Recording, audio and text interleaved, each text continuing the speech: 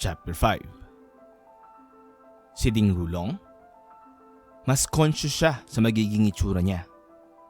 Ayaw niyang magmukhang tanga para lang manalo sa'yo. Kaya pagiging boyfriend mo ang pinakamagandang paraan para patunayan ko ang sarili ko. Sabi niya ng may kumpiyansa. Nag-warning siya.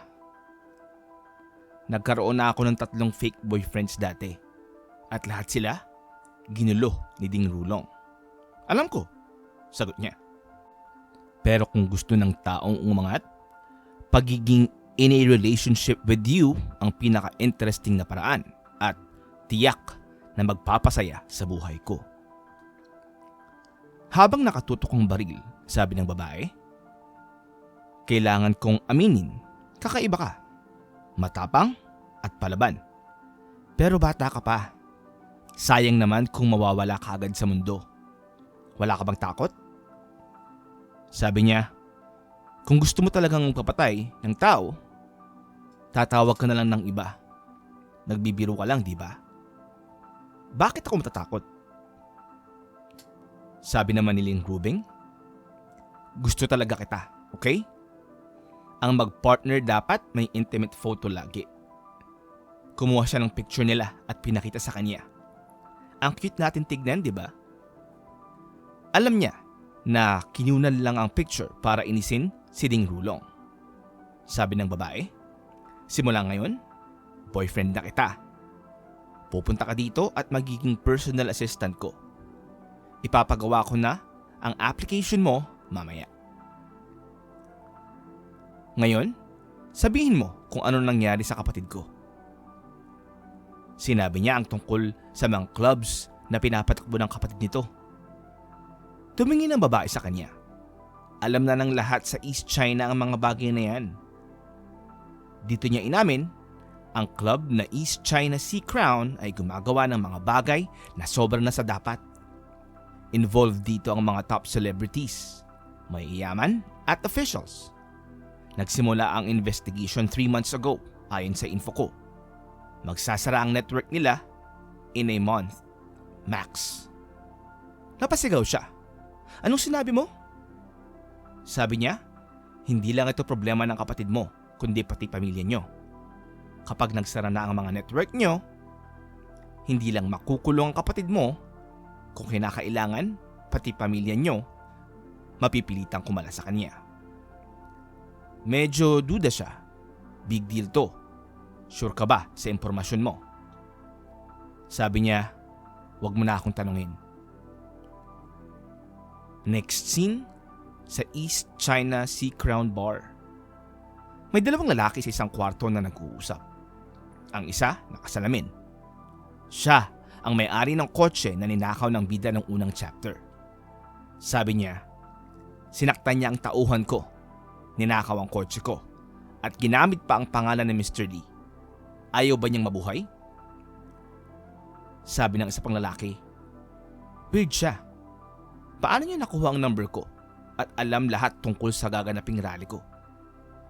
Pagkatapos, lumabas ang famous eldest grandson ng Lee family, si Lee Rutai.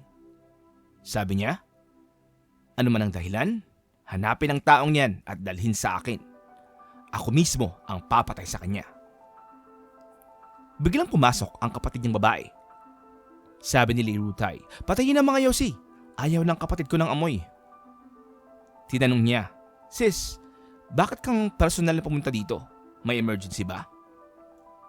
Sabi niya, may gusto lang ako ipakilala at dumating ang ating bida.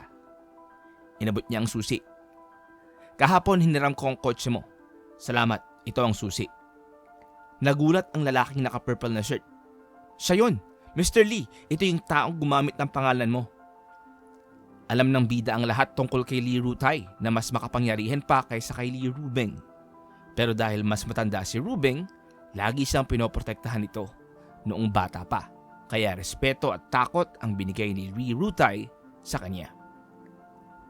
Bago pa makapagsalita si Lee Rutai, bigla siyang hinila sa tenga ng kapatid niya. Igalang mo siya. Boyfriend ko siya. Brother-in-law mo siya. Nagulat ang lahat. Sabi ni Lee Rutai, sis, fake boyfriend na naman to? Bakit ordinaryong tao na naman ang napili mo? Bigyan mo nga ako ng dahilan. Nag-isip si Lee Rubing at tumingin sa bida. Kasalanan mo to. Hindi ako okay these days. Bumulong ang bida. OA mo naman masyado. Sabi ni Lee Rubing, ano? Natatakot ka na papatayin ka na ding Rulong? Sabi niya, hindi ako takot. Pero mukhang na-shock ang kapatid mo. Hindi makapagsalita si Lee Rutay. Iniisip niya na baka buntis na ata ang kanyang kapatid. Chapter 6. Ate ko, buntis? At yung lalaking ito ang tatay? Wait. Totoo ba to? Hindi naman siya pangit, pero hindi rin siya sobrang gwapo. Tapos, mahilig pa si ate sa older men. Bakit siya may relasyon sa isang lalaki na nasa early 20s pa lang? Wait. Niloloko ba siya nito? Minsan kasi, ang pag-ibig, nakakabulag. Zero IQ na agad kapag in love. Kailangan ko siyang iligtas sa lalaking ito. Paano kayo nagkakilala? 3 months ago, nung nag-recruit ang ate mo ng intern sa university. Hala, ginawa ko nga yun. Pero paano niyo nalaman? Ito ang bulong ni Lee Rubing. 3 months pa lang kayong magkakilala. Ganun kabilis. Ate, kilala mo na ba talaga siya sa ganyang kaikling panahon pa lamang? Lumapit siya kay Lin Yue.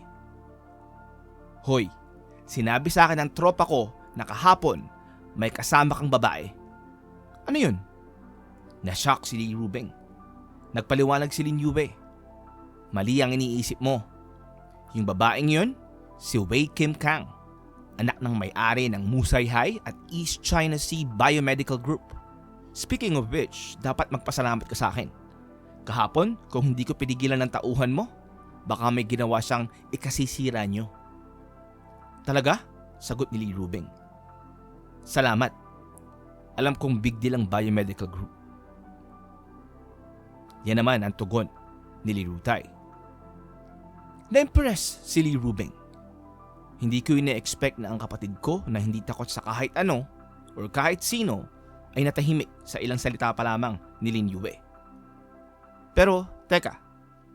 Nandito tayo para sa mas importanteng usapan. Sambit ni Lee Rubing. May narinig akong balita na may gustong magpasara sa club mo. Nagulat si Lee Rutay. Imposible. Naayos ko na ang lahat. Malalaman ko kung totoo yan. Dapat kasi hindi ka na nagbanta gamit ang video para i-blackmail yung mga tao. At dapat matagal mo nang pinutol ang negosyo mo kay Sihu, saad ni Lin Yue. Ano? May connection ka pa rin kay Sihu? Ilang beses ko nang sinabi sa'yo, masama ang tao na yan. Wait, I can explain. Sumabad naman si Lin Yue. Tama ang ate mo. Hindi mabuting tao si Sihu. Ngayon, ibinenta ka na niya. Sinisisi ka niya sa nangyari at sinabing plano mo yun. Nagulat si Lee Rutay. Paano mo nalaman? Kahit si ate hindi alam yung tungkol sa negosyo ko kay Sihu. Napangiti na lang si Lin Yue. Walang kailangan na ipaliwanag. Wala akong pakialam sa'yo. Nandito ako para sa ate mo at hindi para sa'yo. Ayokong masaktan siya kung may mangyari sa'yo. Dinuro ni Lee Rutay si Lin Yue. Kung hindi mo lilinawin ito ngayon, hindi ka makakalabas dito ng buhay. Tama na yan, sambit naman ni Lee Rubing. Ate, kahit anong sabihin niya, hindi ako maniniwala sa sinungaling na to. Kalmadong sagot ni Lin Yue. Listen, konti lang ang mga tao sa China na nakakaalam nito. 4 months ago, si Liao Bo ay naging Deputy Director sa East China Police Department. Nandito siya para sa kaso ng crowd entertainment. Yung mga investigator pumunta sa club mo bilang guests at ang iba nag-lurk pa para mag-collect ng evidence.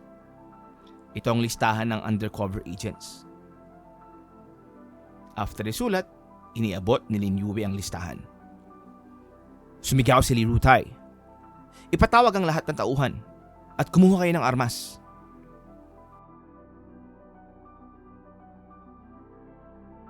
Ikaw, i-verify mo ang pangalan sa listahan na to. Yes sir, sagot ng tauhan niya. Kapag mali ang impormasyon mo, ikaw ang may kasalanan. Chill na umupo sa sofa si Lin Yue. Sabihin mo, magkano ba ang handa mong gastusin? Bumalik ang tauhan na inutusan para mag-verify ng listahan. Verify na lahat ng pangalan. Tama si Sir Lin Yue. Galit na ibinato ni Li Rutai ang kamera sa lamesa. Hindi ako makapaniwala. Kapag kumilos na ang investigators, sapat na ang evidence laban sa iyo, kaya mag-ingat ka. So anong gusto mong gawin ko ngayon?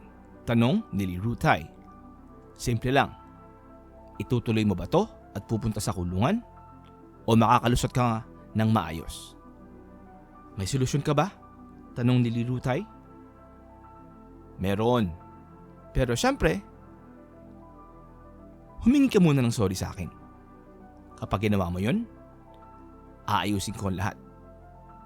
Ito ang kondisyon ni Lin Yue.